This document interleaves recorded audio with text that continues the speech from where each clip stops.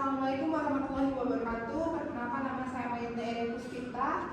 Saya ingin melanjutkan pemaparan tentang studi kasus Rumah Sakit Harapan Sehat mengalami peningkatan kejadian jatuh pasien dan keterlambatan pelaporan insiden medis di unit rawat inap selama 3 bulan terakhir. Dengan outline yaitu pendahuluan, identifikasi risiko, pelaporan risiko, pelacakan risiko, status tracking, data pelaporan insiden, analisis korektif dan preventif, flowchart, proses risiko, dan terakhir adalah kesimpulan. Pendahuluan, keselamatan pasien merupakan dasar utama dalam memberikan pelayanan kesehatan yang berkualitas di rumah sakit. Rumah Sakit Harapan Sehat mengalami peningkatan kasus jatuh, insiden, dan keterlambatan pelaporan insiden medis di unit rawat inap selama 3 bulan terakhir. Identifikasi risikonya yaitu ditemukan 3 jenis risiko utama di Rumah Sakit Harapan Sehat. Yang pertama adalah risiko klinis, yaitu meningkatnya kemungkinan pasien jatuh mengalami cedera seperti patah tulang atau trauma akibat jatuh. Yang kedua adalah risiko hukum, yaitu potensi tuntutan dari pasien atau keluarga pasien akibat kelalaian dalam pelaporan insiden. Lalu yang ketiga ada risiko manajerial, yaitu kegagalan dalam mengelola sistem pelacakan risiko jangka panjang yang berdampak pada turunnya mutu pelayanan rumah sakit. Dengan format pelaporan risiko yang dilakukan menggunakan format khusus yang mencakup jenis risiko, lokasi, waktu kejadian, penyebab, dampak, tindakan sementara, penanggung jawab, dan tindak lanjut.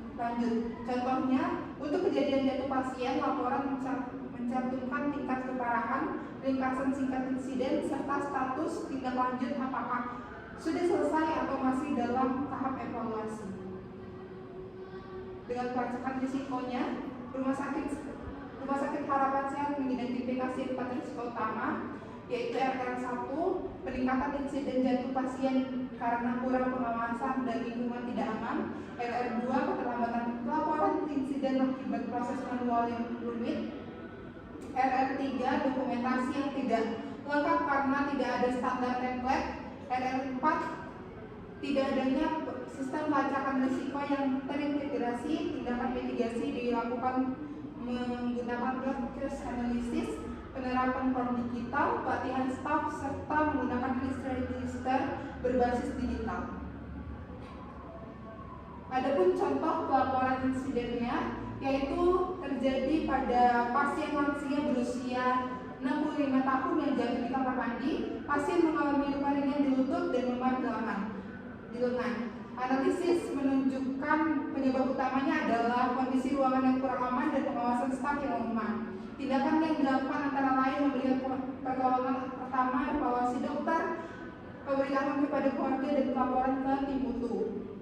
Langkah perbaikan meliputi asesmen risiko jatuh, perbaikan fasilitas, serta pelatihan perawat agar lebih waspada selama shift pagi.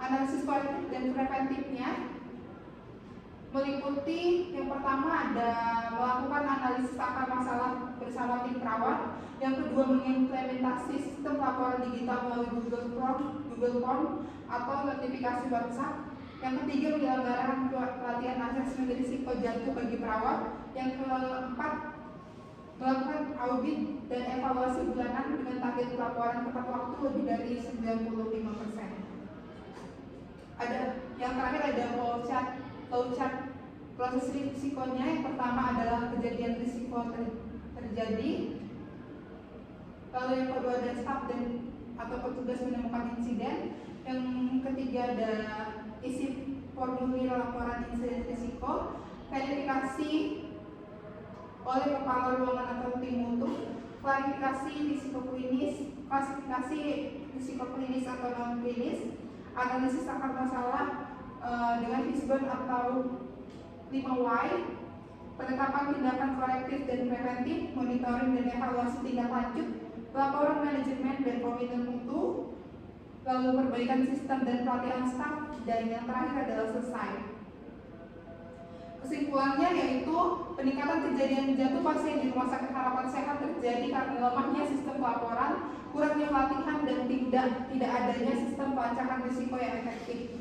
Melalui penerapan sistem digital, pelatihan staf dan audit berkala diharapkan rumah sakit dapat menurunkan angka insiden hingga 50% dalam 3 bulan dan meningkatkan kecepatan laporan lebih dari 95%. Langkah ini akan membantu menciptakan budaya keselamatan yang berkelanjutan, meningkatkan mutu pelayanan dan memperkuat reputasi rumah sakit. Baik, sekian, terima kasih.